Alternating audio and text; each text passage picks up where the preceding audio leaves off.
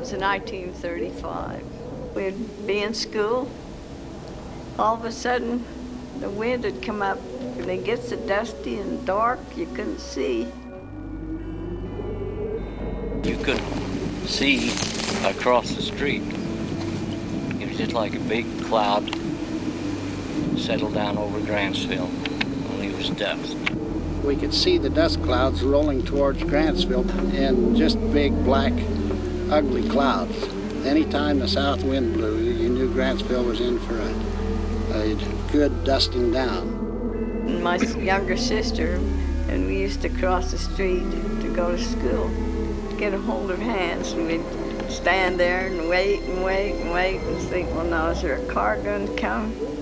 And we'd listen and listen. You couldn't see unless the cars, they had their headlights on, then you could see a little glow or glimmer. So we'd listen, and we'd run across, was scared, didn't know whether we was going to be hit or not. I've heard a lot of people say they used to hang wet sheets over their windows and things like that to try and keep the dust from coming in their houses. And so I don't know, it was just really bad, that's all it was. According to the people who lived in Grantsville, they were just being driven nuts by the dust. It was just an eerie feeling because you felt sort of closed in. You couldn't see beyond a few feet.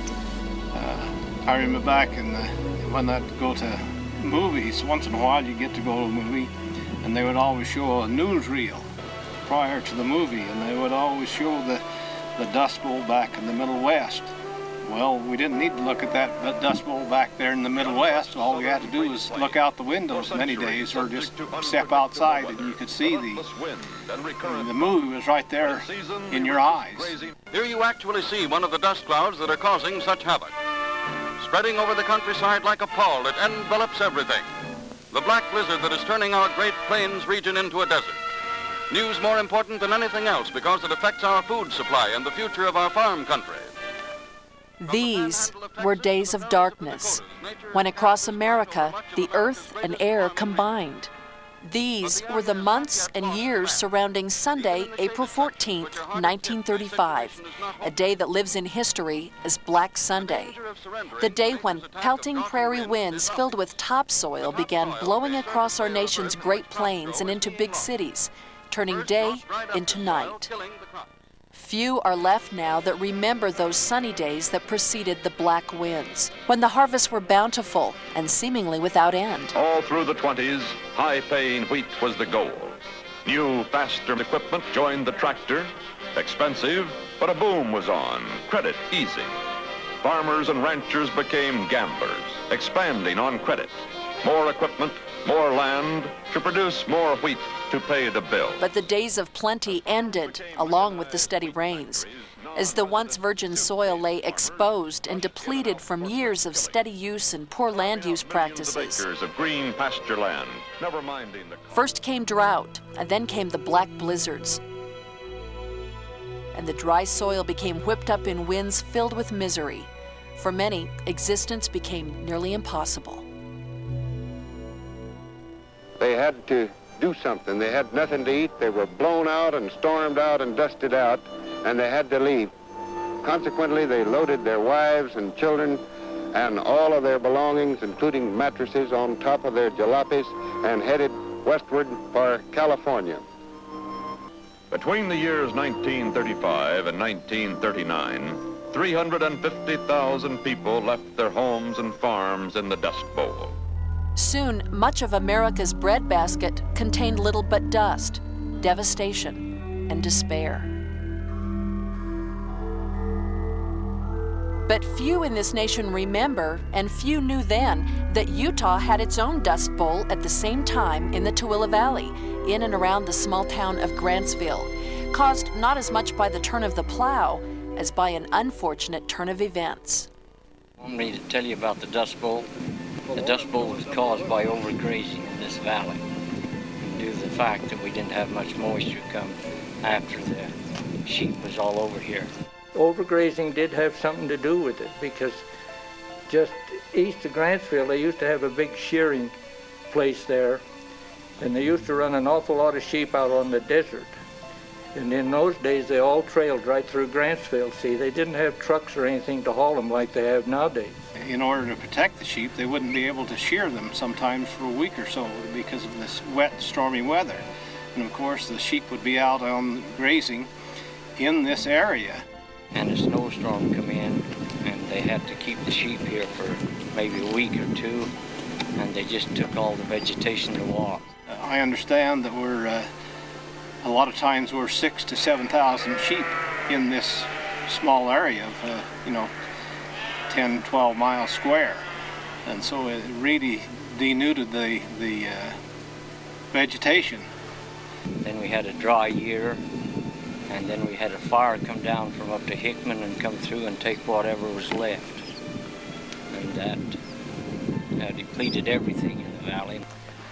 What caused the Dust Bowl in the first place, to start with, it was overgrazed. But the main thing that caused it was the drought that we had back in those days, and the wind. It seemed like it blew all the time. Once in a while there would be a lull in the wind, and we'd get our bearings just a little bit, breathe easily, and all of a sudden it would be on us again. The farmers and ranchers of Grantsville and their families suffered in much the same fashion as their Midwestern counterparts. Man's greed and years of careless cultivation now took their toll. The uncovered earth had given all it had to give. It could give no more. But for many, the drought simply dried up any hope that they had of hanging on to their land. As the added ordeal of depression tumbled the price of wheat, the land, mistreated, parched by drought, was pulverized to produce still more wheat. A futile race with the creditor, creating only dust, ready to blow. Well, the land was lost by a lot of people who couldn't pay their taxes. And so the county took the land, and then when they formed the Soil Conservation in 1938, the county gave the land to the Soil Conservation to start reseeding it and try and bring back the vegetation. New hope for this fractured and wind-blasted area had arrived. The Soil Conservation Service was formed as a special branch of the United States Department of Agriculture. Government experts taught the farmer how to revive and protect the soil. In a long-range conservation program, he was taught new ways of planting and plowing that would hold the moisture in the land when the rains stopped, that would keep it from blowing when the winds came. Just like here, I've got this land all fenced around here in pasture so it never get tramped around here and blew up. All that pasture land there and all this land blew up just like a field because I'd been careless and overstocked it, see? We won't do that anymore. I think we've learned a lot about how to take care of our land. The SCS began working to restore the area with grasses that would once more hold the soil and provide feed for livestock. This is crested wheatgrass was brought in here in about 38, planted due to the fact they said it would grow in an arid country. Utah's Dust Bowl area was reseeded and irrigated. Local soil conservation districts were established, and after much exhaustive labor, careful experimentation, and years of patience, the land once again grew useful.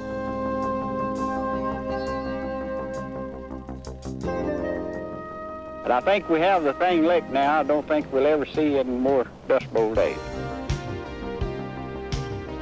Today, the Grantsville Soil Conservation District is still the primary specialist and promoter of conservation on public and private lands in the Tooele Valley. The decisions are made as to number of cattle, the type of planting, what pastures. These pastures are all rotated so that they're not overgrazed. Sometimes we've experimented with various grasses to find out which will produce the most forage and which will keep the soil stable and in a good, thrifty condition. We lease the feed, not the land. We lease the feed out to the Grantsville Grazing Association. And then they tell us where they're going to put the cows, and if we approve that, then that's the way they go. That's the purpose of the soil conservation districts, not only this one here, but the ones throughout the nation, is to preserve this so that these people can still provide food and fiber for the American population and actually for the world. Proof of the district's successful work is today everywhere in evidence. This area that we manage here, we're careful to see that the cattle numbers are kept in good balance with the feed that's available, and that's the purpose of our being here and the purpose of our managing this property. This property here has been leveled and irrigated, and of course that accounts for the greenery that you can see there and the beautiful crops that are growing there. Across the fence here you find that it's a dry situation in which the only practical time to pasture it is during the winter when it's cold and when the livestock will take advantage of this feed. If one looks closely, the land still bears reminders of the devastation of those years in the 1930s. But for the most part, the Grantsville Dustbowl days are fading from popular memory. And thanks to the continued care of those who use and manage this arid and fragile land, those dark days of the 1930s may never return. Well, the lesson we learned is conservation. Take care of what you have and improve it all the time. The farmers of America have fed this country and the better part of the world for a number of years, but it won't happen if we deplete our soils. Your food doesn't come from the grocery store, it comes from fields like this, and from fields like this, even though they don't look like there's much there. There's a lot of meat that comes off of those fields. These crops behind me are lush and beautiful because the ground has been cared for properly. The irrigation and water has been used wisely. This ground in front of me has been managed properly so as to harvest the grasses that are there in the form of meat, and we just need to keep doing that. It has to happen. If it doesn't happen, we're all going to pay for it in the form of hungry people.